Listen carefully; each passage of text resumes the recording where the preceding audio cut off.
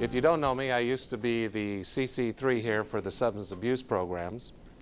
I retired again for the second time, and now I'm here as an annuitant because my wife found out about it. And I've been married for 37 years, so what's indicated is that I know how to follow orders.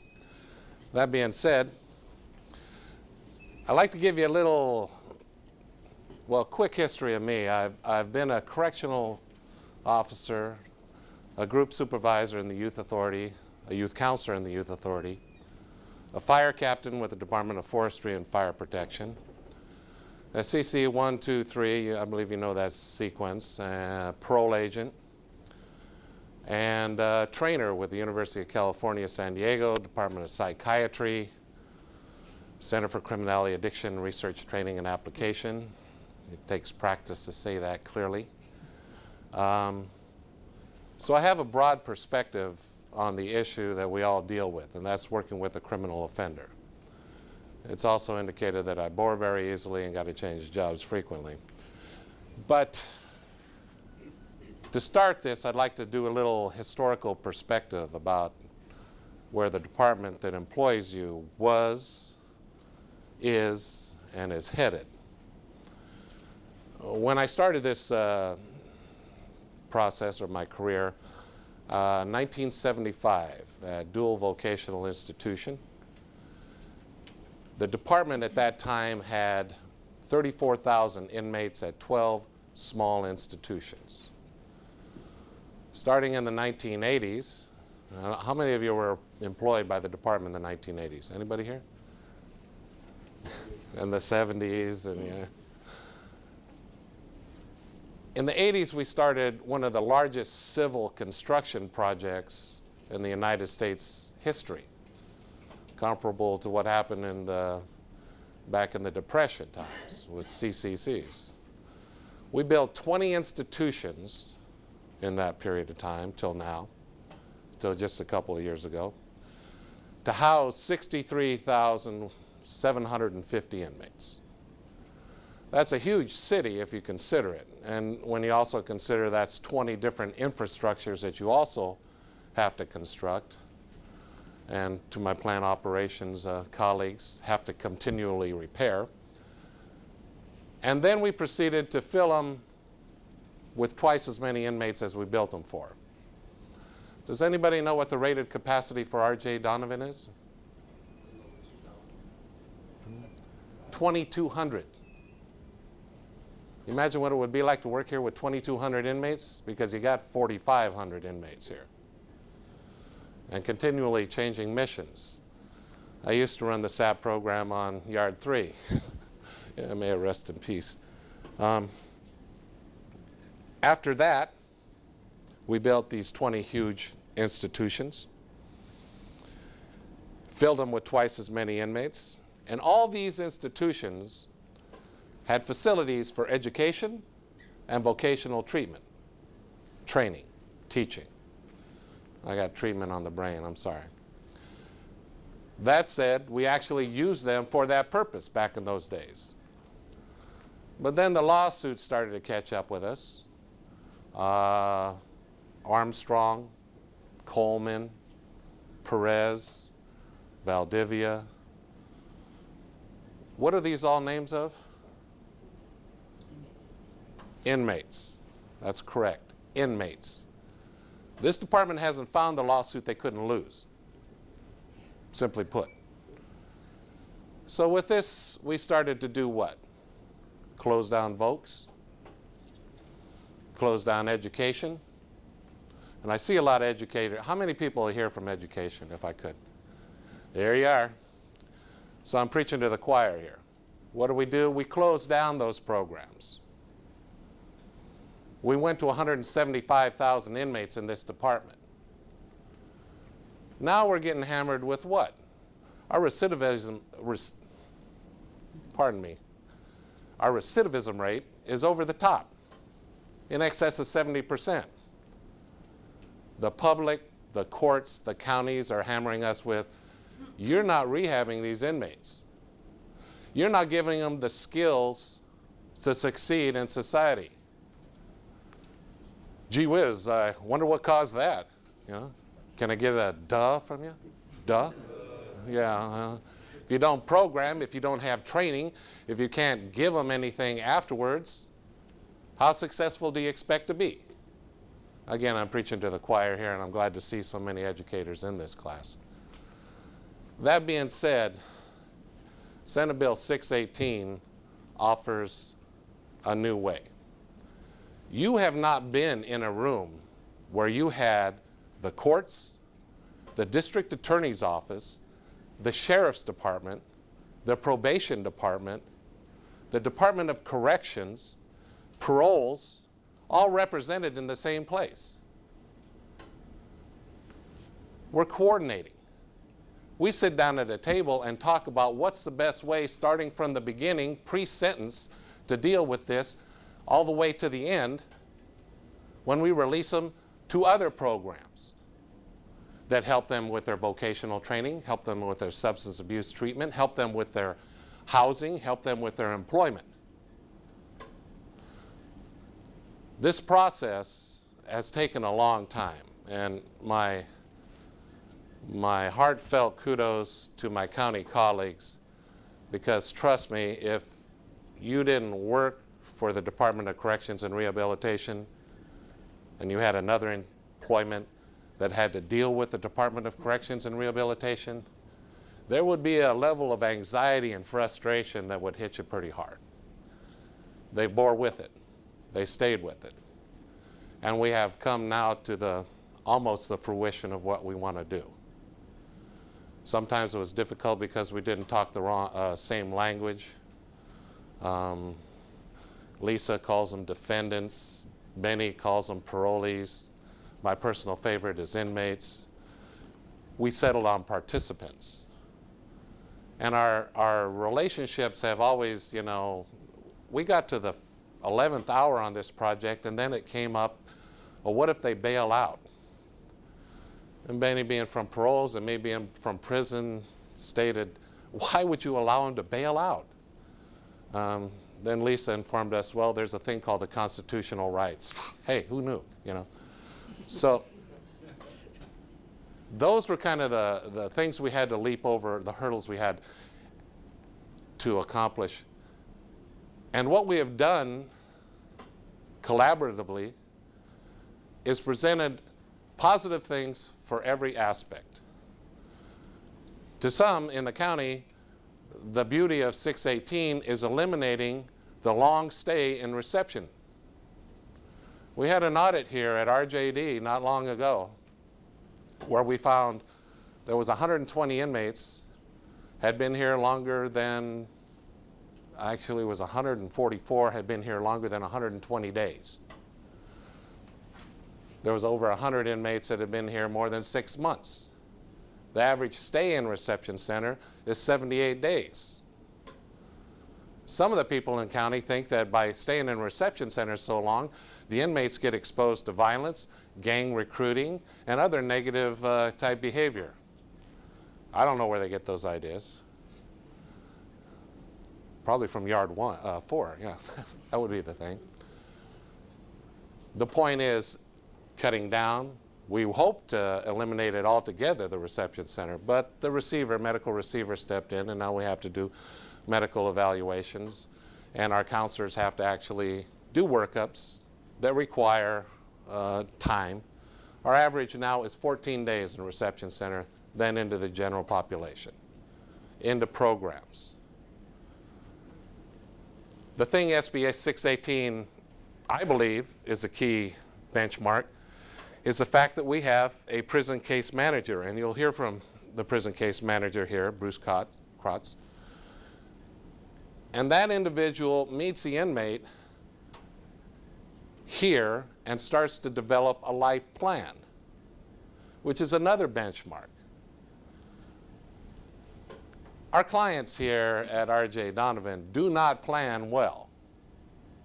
That's evident by their recidivism rate. That's evident by the fact they got here in the first place. In the treatment field, there's a long-standing, see if you can finish this statement. There's a long-standing statement, if you fail to plan to fail. Exactly. So the life plan is a key component of this whole process. And I believe we will see in the long run, it's a dynamic thing, and I won't take away from the presenters, Mike Clardy or Bruce, that it grows and changes. And when he goes to the community, there will be another case manager, a community case manager, who will also develop that plan and come and visit the inmate in prison and arrange transportation to the next component. Paroles is like in this. Why? Because now the parole agent, and if you don't know what a parole agent does, it's everything.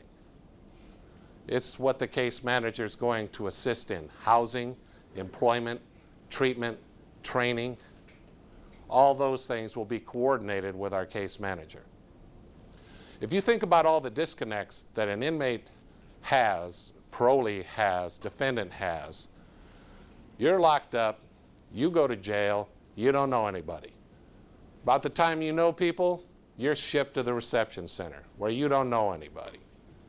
At which time, by the time you begin to know people in reception center and staff, you're shipped to another general population institution or somewhere else in the institution where you don't know anybody.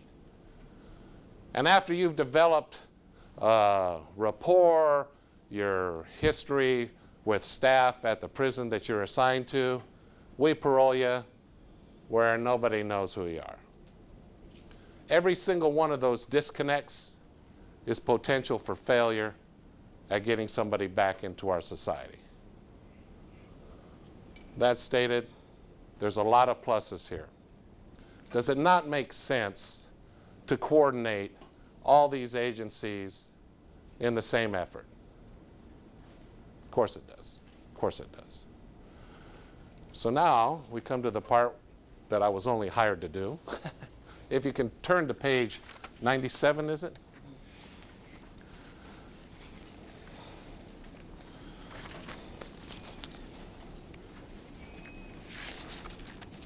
Any comments or questions or challenges to what I had just presented to you at all? Yes, sir. Just wanted to know how many prison case managers we will have for our institution. That's an excellent question. How many case managers will we have at our institutions? We're starting off with one, of course, because of our low numbers. That will expand eventually and likely have at least two here. And that would be a question I will defer to Mr. Clardy when he presents as far as that goes. Excellent question. My name comes before a break, right? So there's no questions. I got it. Okay, to begin with, inmate, participant, let's call them all participants now, pardon me. The sentence is 8 months to 72 months to state prison with an initial project emphasis on shorter term participants. We want them to have less than 3 years. These are obviously, these times here, these inmates are going to be nonviolent offenders. Bada bing, bada boom, they will be eligible typically for half-time. Commitment offense, no current violent felony pursuant to PC Penal Code 667.5C, which are the violent felonies, of which burglary is also included. Only if there's somebody there. Only if it's a burglary first and there's somebody present in the bill.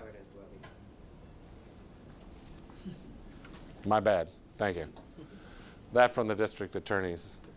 You know, give me an amen for working with lawyers through all this, okay? You know, just thank you. Thank you very much. The county of last legal residence has to be San Diego. Not as easy a determinant as you might think, because so many of these individuals coming through the courts are transitory. I mean, where were you living? Under the bridge. What city was it in? Not sure. Prior criminal history. Any defendant with a prior conviction will be, for 667.5C, again, the violent felonies, will be considered on a case-by-case review. We do have a 5-year washout. That is, a participant has been out of custody for a violent offense at least 5 years without committing another violent crime before committing the current offense that we're sending him to. If you can keep from hurting people for 5 years, great. Permanent exclusion, any crime wherein the victim suffered death or permanent disability or grave bodily injury. You hurt somebody that bad, you're not considered, ever. All defendants who qualify for Proposition 36 are ineligible for our program. Prop 36, of course, is a diversion program wherein they're sent to treatment rather than prison. All defendants in custody, notwithstanding everything I've said, will be considered, and both male and female, as you've already heard. Repeat offenders are not excluded. Probation violators are not excluded. Parole violators with a new term are not excluded. However, parole violators returned simply for parole violations are not included in this. And we don't do retro. We don't say, hey, this guy qualifies, he's in the prison already. It's got to start the commitment, the signing of the consent forms, and all this initiation for the participant into the process has to begin at pre-sentencing. No participants will obviously participate with sexual offender registration or arson registration. The following criteria are pursuant to Title 15 SAP qualifying program. No SHU terms. That's Security Housing Unit terms for violent acts in the last year. No Protective Housing Unit, PHU, placement for safety concerns during the last year. That's their last year of incarceration. No documented prison gang affiliations with CDCR's prison gangs, Aryan Brotherhood, Black Guerrilla Family, Texas Syndicate, and Western Familia. And where are all those people anyway? Sure. And what SHU is that? Pelican Bay. Right. No felony holds. That is, if another jurisdiction has a hold on an inmate, we will not accept them into our program. You don't want to go through this whole process and then, hey, you're paroling to New Mexico to answer that robbery call that you got. No USINS inmates will be considered. No level 4 inmates will be considered. And then the final exclusionary criteria is for those inmates who will be unable to participate at Donovan or CIW, which currently are those two institutions that are currently involved with SB 618. Case in point, and we had one, was we had a level 1 inmate at this institution who was triple CMS. Okay, we don't house level 1 triple CMSs here. What a bummer, huh? Not in our minimum yard. However, there are places for him to go.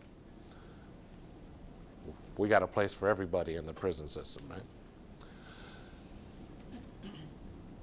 That's the conclusion of my presentation. But let me tell you, working with the county, paroles, the institutions, this has been a coordinated effort. We really look for good things to happen. I'm talking to a bunch of educators here. You personally know if you train them, they're better skilled, they got more tools to use. And ultimately, you protect our community by doing that.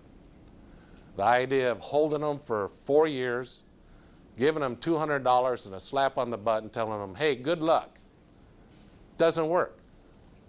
It doesn't work. Never has, never will. So we're in the process. We thank you for your contributions.